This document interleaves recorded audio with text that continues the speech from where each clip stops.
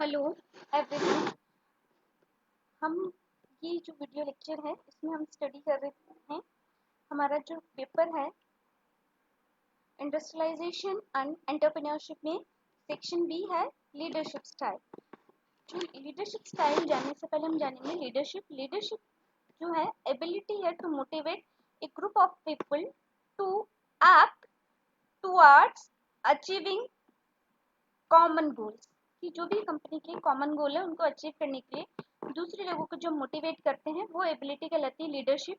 और लीडरशिप जो एबिलिटी है वो डेवलप करती है विजन, जो मोटिवेट करती है दूसरे लोगों को to others with a passion towards a common goal. In a business setting this can mean directing workers, हम इसमें वर्कर्स को डायरेक्ट कर रहे हैं, एंड कलीग्स को with a strategy to meet company's need, that is called leadership। कि हम लोगों को डायरेक्ट कर रहे हैं अपने वर्कर्स एंड कलीग्स को एक थ्रू ए स्ट्रेटेजी जिससे हम कंपनी के गोल को अचीव कर सकें। मैनेजमेंट के अंदर जो लीडरशिप है एबिलिटी है to organise resources and coordinate the execution of a task necessary to reach a goal in a timely and cost effective manner। Management में हमेशा कॉस्ट भी एसोसिएटेड होती है कि कॉस्ट के साथ हम किस तरह से मिनिमाइज करके गोल को अचीव करें और टाइमली करें। ये हमारी लीडरशिप डिपेंड करती है कि किसी भी ऑर्गेनाइजेशन में किस तरह से लोगों को कोऑर्डिनेट करेंगे, किस तरह से टास्क को एग्जीक्यूट करेंगे ताकि हम नेसेसरी गोल को अचीव कर पाएंगे to at a low cost and timely. जो लीडरशिप वर्सेस मैनेजमेंट देखते हैं तो बहुत सारे डिफरेंस होते हैं। लीडरशिप एंड मैनेजमेंट में जो डिफरेंस है, जो मैनेजमेंट है परस्यू करता है स्टेबिलिटी एंड प्रेडिक्टेबिलिटी, ये कंटिन्यूअस ऑर्डर के अंदर होती है, जबकि लीडरशिप जो स्टाइल है लीडरशिप है वो परस्यू करता है इम्प्रूवमेंट थ्रू चेंजेस, कि जैसे जैसे इम्प्रूवमेंट होता है by the changes disorder form में होता है। लीडरशिप जो होती है डू द राइट थिंग, जो लीडर होते हैं हमेशा सही चीजें करते हैं, डू द राइट थिंग, जबकि मैनेजर जो चीजें होती हैं वो सही तरीके से करते हैं, do things right. Differences, leader चीजों को सही करने का काम करते हैं और मैनेजर चीजों को सही तरीके से मैनेज करने का काम करते हैं। जो लीडरशिप एंड मैनेजमेंट स्किल है दोनों डिफरेंट टाइप ऑफ स्किल हैं।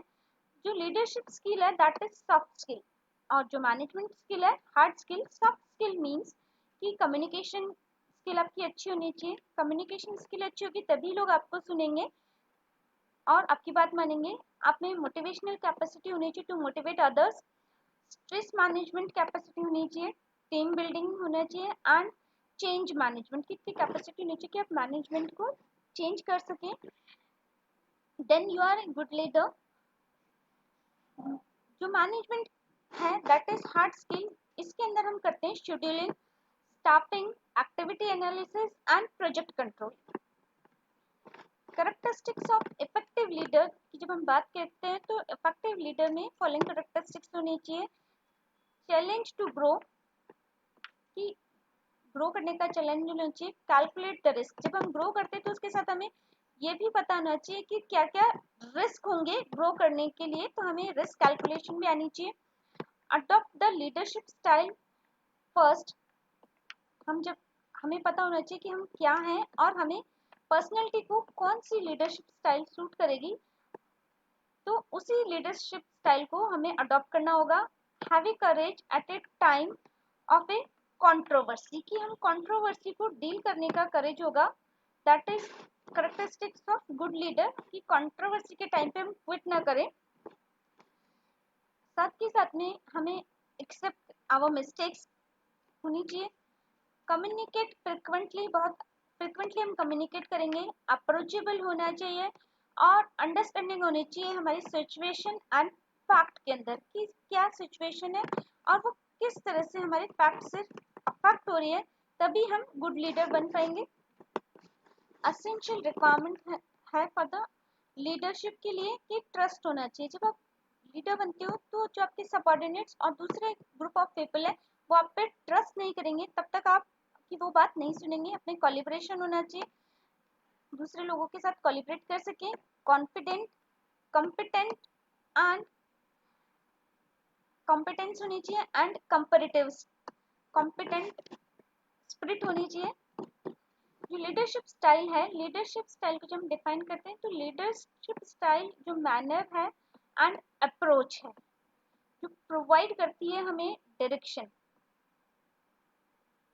And motivating people and achieving objectives. Means leadership style एक मैनर या अप्रोच के फॉर्म में ले सकते हैं जिससे हम लोगों को डायरेक्ट कर सकते हैं या मोटिवेट करते हैं ताकि हम कॉमन गोल्स को अचीव कर सकें या ऑर्गेनाइजेशन को गोल को अचीव कर सकें। जो leadership style is form of A cross situational behaviour contingency. Situational है, क्रॉस सिचुएशनल बिहेवियर कंसिस्टेंसी के ऊपर है हमारी।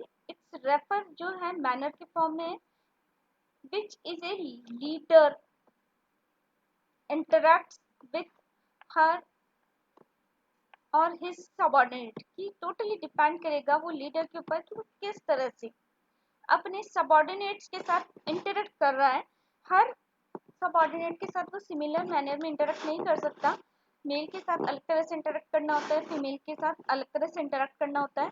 जो डायमेंशन ऑफ लीडरशिप है, despite way in which a leader, अलग अलग तरीके किस तरह से वो अपने लीडर के ऊपर डिपेंड करती है। Dimension attempts the influence behaviour of subordinate कि आपने जो भी डायरेक्शन दिए उससे या जो भी आपने कम्युनिकेट किया उससे आपके सबऑर्डिनेट पे क्या इम्पैक्ट पड़ता है और उससे आप किस तरह से इन्फ्लुएंस होते हो, ये लीडरशिप की डायमेंशन को डिसाइड करता है। जिसमें कि गोल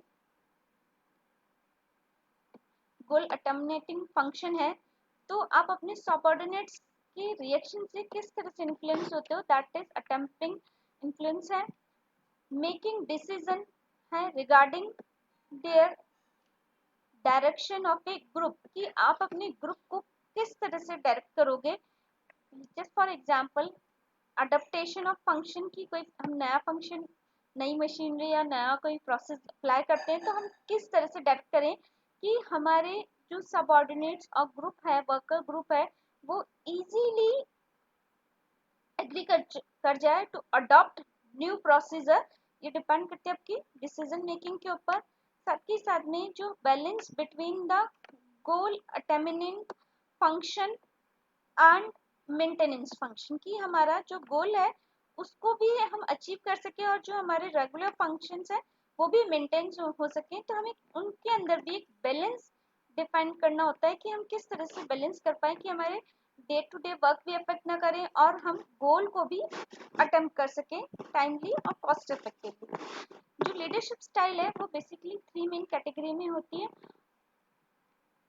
ऑटोक्रेटिक और ऑथराइजेशनल लीडरशिप स्टाइल, डेमोक्रेटिक और इसे हम पार्टिसिपेटरी लीडरशिप स्टाइल भी कहते हैं। थर्ड इज लेस्ली फेयर और डेलीगेटिव लीडरशिप स्टाइल।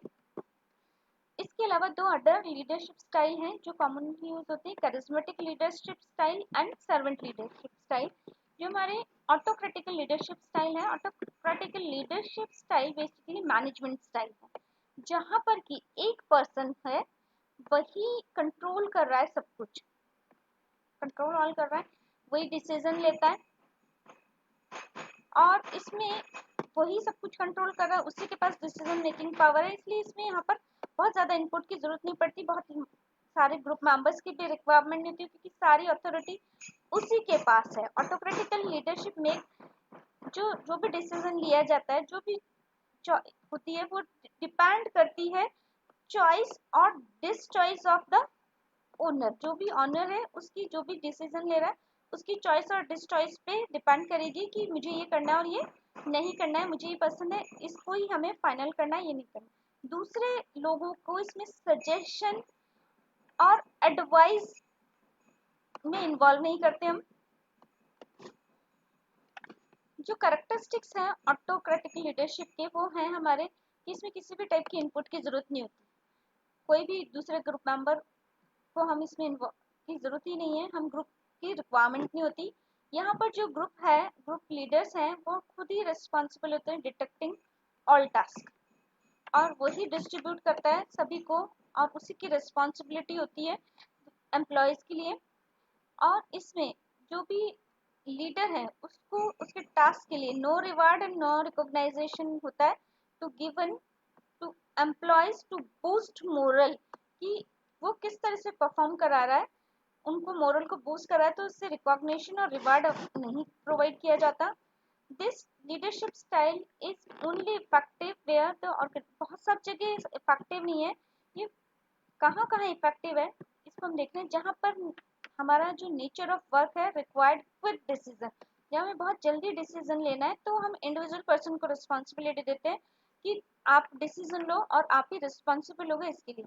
साथ ही साथ में जो सोलर रिस्पॉन्सिबिलिटी होती है, उसकी रिस्पॉन्सिबिलिटी को कोई शेयर नहीं करता, उसे ही डिसीजन लेना है और उसे ही सारे फंक्शन खत्म करने हैं of the decision and outcome.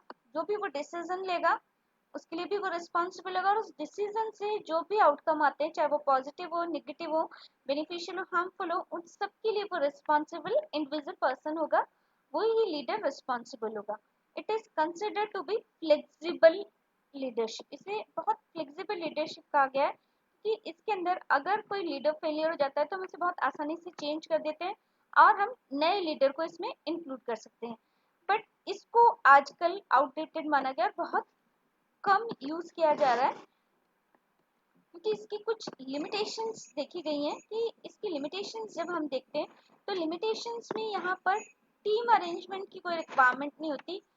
जो एडवांटेज जब हम देखते हैं तो यहाँ पर team arrangement is not necessary, किसी भी टाइप की अदर इनपुट की भी रिक्वायरमेंट नहीं है, और हाई लेवल मैनेजर कंट्रोल होता है इस कंडीशन के अंदर। बट एडवांटेजेस के साथ साथ हम इसमें कुछ डिसएडवांटेजेस भी है, इसलिए इस लीडरशिप स्टाइल को कम यूज करते हैं, जिसमें एम्प्लॉयज है वो कोई क्वेश्चन नहीं कर सकते, इसमें सिर्फ आपको ऑर्डर दे दिए जाते हैं कि आपको ये करना है, आप वाई वेयर व्हेन ये टाइप के क्वेश्चन नहीं हो सकते, कि आपको सिर्फ ऑर्डर को फॉलो करना है। साथ ही साथ में जो इसमें बहुत कम अपॉर्चुनिटी होती है टू गिव सजेशंस, कि यहाँ पर आप टीम को इंक्लूड ही नहीं कर रहे हो तो सजेशंस देने की अपॉर्चुनिटी यहाँ पर मिनिमाइज हो जाती है। सेकंड है हमारी डेमोक्रेटिक और पार्टिसिपेटिव लीडरशिप स्टाइल। हमारी इस जो ऑटोक्रेटिक लीडरशिप स्टाइल में कुछ डिसएडवांटेज है, तो इन डिसएडवांटेज को कम करने के लिए हम दूसरी लीडरशिप स्टाइल को अडॉप्ट कर सकते हैं, जो है हमारी पार्टिसिपेटरी लीडरशिप स्टाइल। इस पार्टिसिपेटरी लीडरशिप स्टाइल में जैसे हमें पता चल रहा है कि ये बेस्ड होती है म्यूचुअल रेस्पेक्ट के ऊपर, और ये कंबाइन करती है विद पार्टिसिपेटरी, कि इसमें लीडर के साथ साथ दूसरे टीम मेंबर और ग्रुप मेंबर भी इंक्लूड होते हैं to collaborate in to make decision. इसमें कोलैबोरेशन रिक्वायर्ड होता है बिटवीन, हम जो कोलैबोरेशन करते हैं between leader and the people they guide, या उस ग्रुप के लोग, यहाँ पर इक्वल पार्टिसिपेशन होता है, रिस्पॉन्सिबिलिटी शेयर होती है, सिग्निफिकेंट रिस्पॉन्सिबिलिटी होती है, और ये रिस्पॉन्सिबिलिटी शेयर होती है दोनों लोगों के बीच में, लीडर और उसके स्टाफ्स और ग्रुप के बीच में इक्वल रिस्पॉन्सिबिलिटी शेयरिंग होगी, कि वो भी पार्टिसिपेट करते हैं सिमिलर मैनर में इन्हें डिसीजन मेकिंग। और ये बेसिकली ट्रू है फॉर और ऑर्गेनाइजेशन, हम सभी ऑर्गेनाइजेशन पे इसे इम्प्लीमेंट कर सकते हैं, चाहे वो प्राइवेट एंटरप्रेन्योर हो, गवर्नमेंट एजेंसी हो, और एजुकेशनल इंस्टीट्यूट हो, एंड नॉन प्रॉफिट एंटिटीज में भी हम इसे अप्लाई कर सकते हैं। दिस टाइप ऑफ लीडरशिप जो इफेक्टिव होती है, बहुत सारी जगह इफेक्टिव हो सकती है, जहाँ पर हमें बहुत ज़्यादा टीम की रिक्वायरमेंट होती है वहाँ पर हम इसे अप्लाई कर सकते हैं, जहाँ पर लोगों को ग्रेट मोटिवेशन की ज़रूरत हो एंड कम्युनिकेट, तो वहाँ पर इस लीडरशिप स्टाइल को हम यूज़ कर सकते हैं। नॉलेज और स्किलफुल अगर टीम मेंबर्स हो तो इस लीडरशिप को स्टाइल यूज़ किया चाहिए, बट इसकी सम लिमिटेशंस भी हैं इस लीडरशिप स्टाइल को अडॉप्ट करने पर। बहुत ज़्यादा टाइम कंज्यूमिंग अफेयर होता है, क्योंकि जितने ज़्यादा मेंबर होंगे उतने ही ज़्यादा इसमें कॉन्फ्लिक्ट्स डेवलप हो जाएंगे। ये टू मेक ए डिसीजन, और ये कॉन्फ्लिक्ट्स की वजह से जो डिसीजन होता है वो डिले होता चला जाता है, और हमारे जो आउटकम होते हैं वो धीरे धीरे रिड्यूस होते जाते हैं। कि हमें जहाँ क्विक डिसीजन लेना है उस कंडीशन में ये लीडरशिप स्टाइल को हम यूज नहीं कर पाएंगे, क्योंकि बहुत ज़्यादा टाइम कंज्यूम कर देती है। सेकंड है हमारी लेस्ली फेयर और प्री राइन लीडरशिप स्टाइल। ये जो लेस्ली फेयर है, इट्स फ्रेंच फ्रेज है जिसका मीनिंग होता है लेट डू, और इसे हम डेलीगेटिव लीडरशिप स्टाइल भी कहते हैं। डेलीगेटिव लीडरशिप स्टाइल के अंदर यहाँ पे जो डिसीजन मेकिंग पावर होती है वो डेलीगेट कर दी जाती है टू देयर सबऑर्डिनेट्स। जो लीडर है वो अपनी पावर को अपने सबऑर्डिनेट्स में डेलीगेट कर देता है। डिसेंट्रलाइजेशन भी कहलाता है। कि हमारी जो ऑटोक्रेटिकल थी उसकी जस्ट अपोजिट है। ऑटोक्रेटिकल के अंदर जो डिसीजन मेकिंग पावर थी वो सिर्फ लीडर की होती है। यहाँ पर लीडर अपनी टीम मेंबर्स में अपनी डेलीगेशन पावर को अपनी डिसीजन मेकिंग पावर को डेलीगेट कर देता है, और वो इंडिविजुअल लेवल पर अपने अपने वर्क से रिलेटेड डिसीजन ले पाते हैं। That is delegative leadership style. और इसमें बेस्ट थिंग क्या है कि जो सबऑर्डिनेट्स है उनके पास सिर्फ डिसीजन मेकिंग पावर है। इसमें रिस्पॉन्सिबिलिटी फॉर द अब भी किसकी है, हमारी लीडर की होती है। वो लीडर ही रिस्पॉन्सिबल होगा जो भी आउटकम आएंगे decisions that are made it.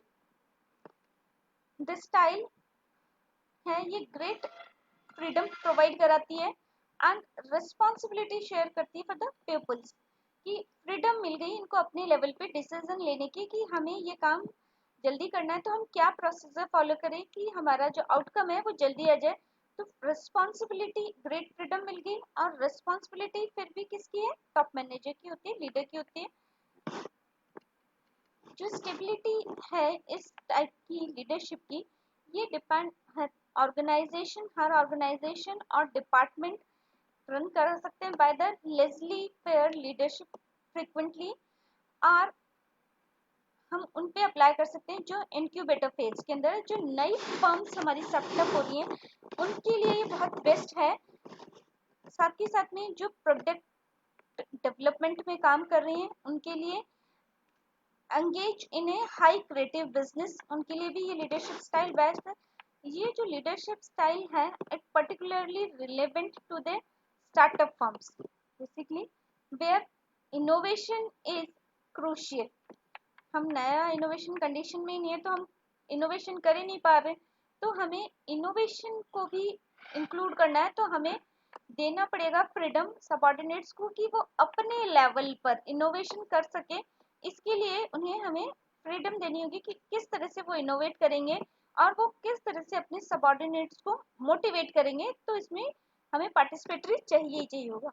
Company initial success जो एग्जाम्पल है laissez faire leadership style adopt कर सकते हैं हम बहुत सारी एजेंसी में। जब एग्जाम्पल है एडवर्टाइजिंग एजेंसी। एडवर्टाइजिंग एजेंसी पे वो फ्रीली डिसीजन मेकिंग होती है कि उसे किस टाइप का एडवर्टाइज बनाना है। उसे सिर्फ प्रोडक्ट दिया जाता है, इस प्रोडक्ट से रिलेटेड एडवर्टाइज बनाना है, तो वो खुद डिसाइड करता है कि हमें एडवर्टाइज किस टाइप से करना है, हमें क्या मॉडल चाहिए होगा, किस तरह से हम इसको कितने टाइम का किस तरह से प्ले करेंगे। ये कंप्लीटली फ्रीडम होती है एडवर्टाइजिंग एजेंसी के पास। अगर आप कोई प्रोडक्ट डिजाइन करना चाहते हो तो प्रोडक्ट डिजाइनिंग में भी जो फर्म है उस भी डिपेंड करती है कि आप जब तक फ्रीली जो डायरेक्टली डील कर रहे हैं उस प्रोडक्ट को उसकी इन्वॉल्व नहीं करेंगे डिसीजन मेकिंग में, तब तक प्रोडक्ट डिजाइनिंग कंप्लीट नहीं हो पाएगी। किसी भी स्टार्टअप जो भी सोशल मीडिया कंपनीज हैं उनके लिए भी ये बेस्ट है। रिसर्च एंड डेवलपमेंट डिपार्टमेंट के लिए ये बेस्ट है, क्योंकि रिसर्च एंड डेवलपमेंट डिपार्टमेंट में अगर डिसीजन टॉप मैनेजर लेवल पे होता है एक साथ प्रोटोकॉल, जैसे कि कोई फार्मास्यूटिकल कंपनी है कोई नई मेडिसिन बनाती है रिसर्च के थ्रू, और उस रिसर्च की मेडिसिन की क्लिनिकल ट्रायल के लिए एक सेट प्रोटोकॉल को फॉलो करना पड़ता है। प्रोटोकॉल के लिए अगर इस प्रोसीजर को हम फॉलो करते हैं तो प्रोटोकॉल फॉलो करने में बहुत लंबा टाइम लग जाता है। वो पूरे टाइम, बहुत लंबे टाइम की वजह से क्लिनिकल ट्रायल हमारी डिले हो जाती है और मार्क उसका इम्पैक्ट भी हम एनालिसिस नहीं कर पाते। अगर ये फ्रीडम हमें रिसर्च एंड डेवलपमेंट में होती है कि हम अपने लेवल पे डिसाइड कर सके कि हम किस ऑर्गेनिज्म पे पहले क्लिनिकल ट्रायल करना चाहते हैं, तो जो रिजल्ट आएंगे हमारे आसानी से मिल जाएंगे और उसके बेसिस पे हम कोई भी मेडिसिन मार्केट में इजीली और चीपर वे में अवेलेबल करा पाएंगे।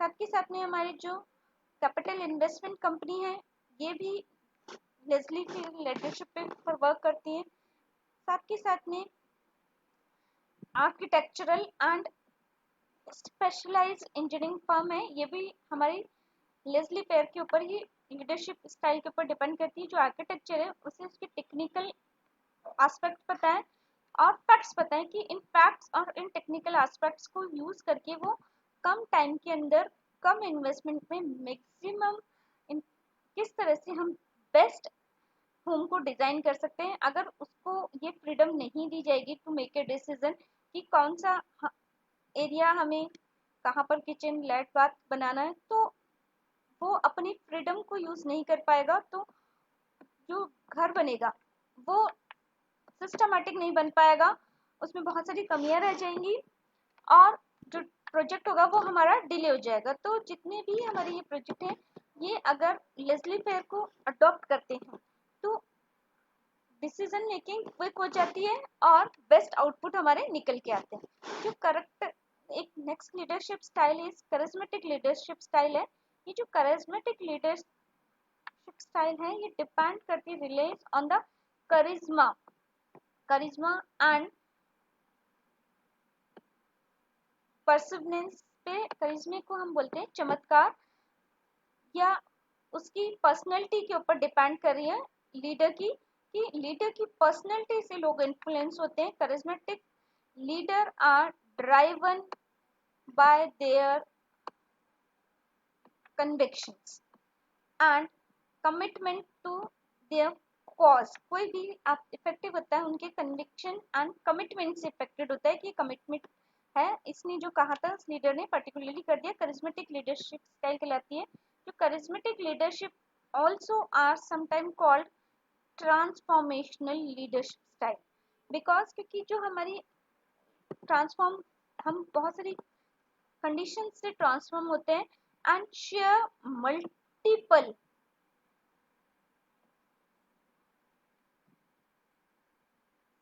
और मल्टीपल सिमिलरिटीज के साथ हम शेयर करते हैं तो ट्रांसफॉर्म हो जाता है एक पर्सन की बहुत सारी सिमिलरिटीज को देख के डिसीजन मेकिंग और लोगों को किस तरह से मोटिवेट करना है। That is charismatic leadership style कि लोग आपकी बातों से आपके पर्सनैलिटी से इन्फ्लुएंस हो रहे हैं। द मेन डिफरेंस है इज फोकस एंड एडेनेंस, कि आपका फोकस और एडेनेंस ही आपको करिज्मेटिक लीडरशिप स्टाइल में कन्वर्ट कर सकते हैं। करिज्मेटिक जो लीडर है often try to make a status quo better, while जो ट्रांसफॉर्मेशन जो लीडर है वो फोकस करती है transforming organisation into the leader's vision, कि जो लीडर्स के विजन के बेसिस पे हम ऑर्गेनाइज को ट्रांसफॉर्म करें कि लीडर का विजन बहुत अच्छे बेसिस पे ही ट्रांसफॉर्म होती है।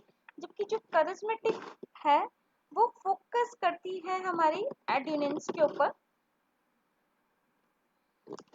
नेक्स्ट जो करिज्मेटिक लीडरशिप स्टाइल है इसका बेस्ट एग्जांपल है कि जो महात्मा गांधी हैं उनकी करिज्मेटिक लीडरशिप स्टाइल थी, उनसे बहुत सारे लोग इन्फ्लुएंस होते थे। बेस्ट एग्जांपल इज जब non cooperative movement Mahatma Gandhi ने किया इन 1920, जिसमें उन्होंने लोगों से कहा कि वो बॉयकॉट करें ब्रिटिशर्स गुड का, जो भी इंग्लैंड से जो गुड्स आते हैं उनका यूज ना करें। तो उनके कहने से ही उनका वो करिज्मेटिक ही लीडरशिप स्टाइल थी जिससे बहुत सारे लोगों ने जितने भी फॉरेन से आए हुए मटेरियल को उन्होंने जला दिया था।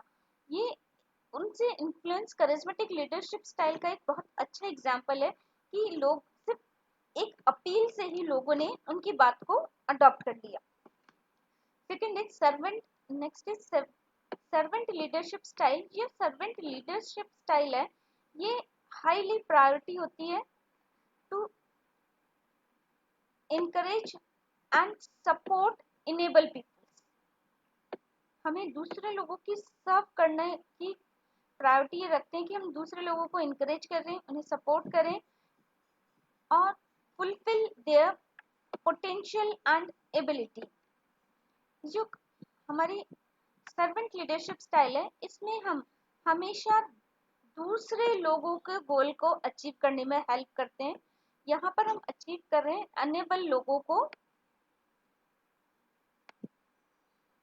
अपने गोल को सेट नहीं करते हैं, यहाँ पर दूसरे लोगों की रिक्वायरमेंट को फुलफिल करते हैं। वर्क फॉर द पीपल, लोगों के लिए काम करना होता है। यहाँ पर ये लीडरशिप स्टाइल बेसिकली यूज होती है इन्हें हमारी जितनी भी एनजीओज हैं, ये इस लीडरशिप स्टाइल पे वर्क करती है। उसमें हम देखते हैं कि सर्वेंट लीडरशिप स्टाइल फोकस करती है बेसिकली नीड ऑफ अदर, कि हम जिस टाइप की एनजीओ हम खोलना चाहते हैं तो उस एनजीओ में वहाँ के जो लोग हैं उनकी क्या रिक्वायरमेंट है, जो भी हम सोशल सर्विस करना चाह रहे हैं, लोगों की हेल्प करना चाह रहे हैं, तो उनकी नीड के बेसिस पे ही हम ये काम करेंगे बिफोर कंसिडरिंग ओन नीड्स, कि हमारी प्रायोरिटी हमेशा दूसरे लोगों की रहेगी। इट्स लॉन्ग टर्म अप्रोच है टू लीडरशिप की रादर देन टेक्निक, कि इसमें कोई टेक्निक नहीं है कि आप ये कर लोगे और आप सक्सेसफुली एक एनजीओ रन करा पाओगे। ये डिपेंड करती है हमारी अप्रोचेबल, कि हर पर्सन की कंडीशन अलग होती है, ये कोई फिक्स मॉडल नहीं है कि इस व्यक्ति की प्रॉब्लम भी सेम टेक्निक से सॉल्व हो जाए और दूसरे प्रॉब्लम भी सेम से हो जाए। ये बेसिकली स्पेसिफिक सिचुएशन के ऊपर डिपेंड करती है, हर सिचुएशन में अलग अलग टेक्निक हम यूज करते हैं।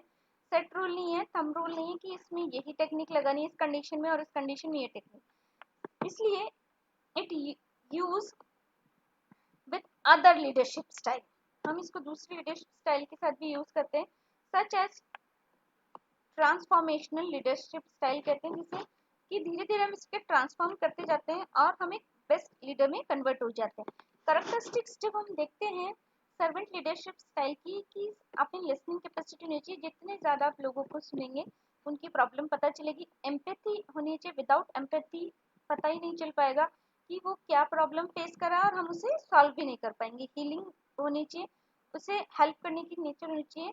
अवेयरनेस होनी चाहिए, कि जब तक हमें अवेयरनेस होगी किसी भी पर्सन की हेल्प करने चाहते हैं, पर हेल्प करने के लिए अवेयरनेस पता होना चाहिए, जब तक अवेयरनेस होगी हेल्प नहीं कर पाएंगे। पर्सुएशन होना चाहिए, कॉन्सेप्टलाइजेशन, कॉन्सेप्ट बहुत क्लियर होने चाहिए। फॉरसाइटिंग, की हम भविष्य देख सके कि अगर हम इस पर्सन की हम ये एक्टिविटी करते हैं तो उसका फ्यूचर में क्या इम्पैक्ट पड़ेगा, दैट इज फॉरसाइटेशन होना चाहिए। Commitment to the growth of the people, की हमें उस पर्सन जो इंडिविजुअल पर्सन है उसकी नीड को फुलफिल करने का कमिटमेंट होना चाहिए।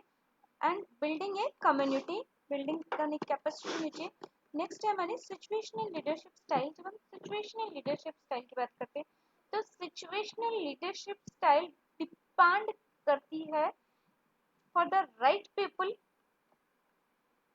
की situation choose the right leadership style for a situation, की हम कौन सी लीडरशिप स्टाइल को यूज करें अकॉर्डिंग टू सिचुएशन।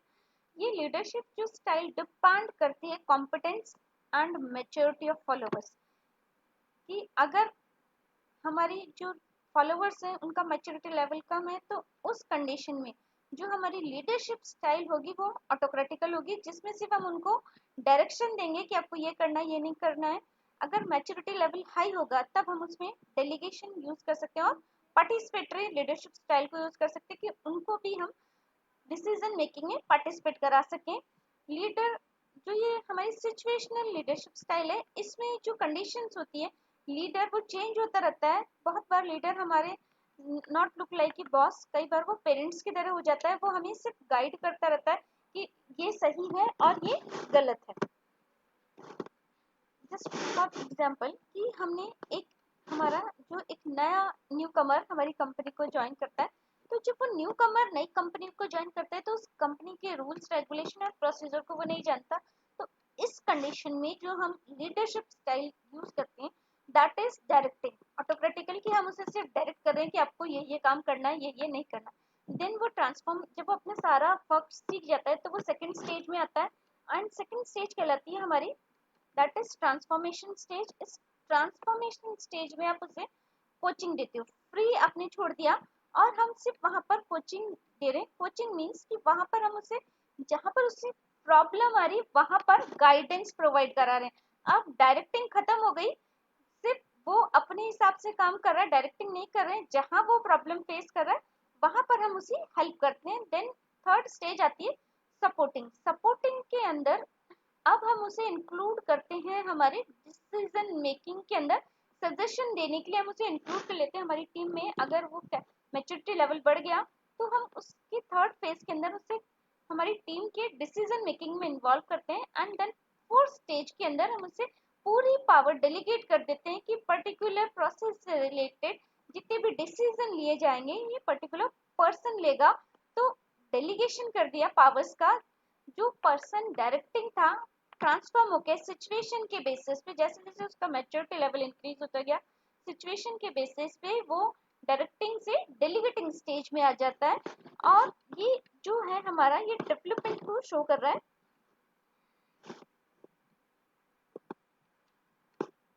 कि जो न्यू कमर से वो हमारा एक लीडर में कन्वर्ट हो जाता है। ये हमारी लीडरशिप स्टाइल है। ये leadership style situation leadership style कहलाती है कि हम सिचुएशन के अकॉर्डिंग लीडरशिप को अडॉप्ट करें कि हमारा जो सबॉर्डिनेट है उसका जो मैच्योरिटी लेवल किस टाइप का है, वो किस स्टेज में है, उस हिसाब से हम इसको अडॉप्ट करते हैं।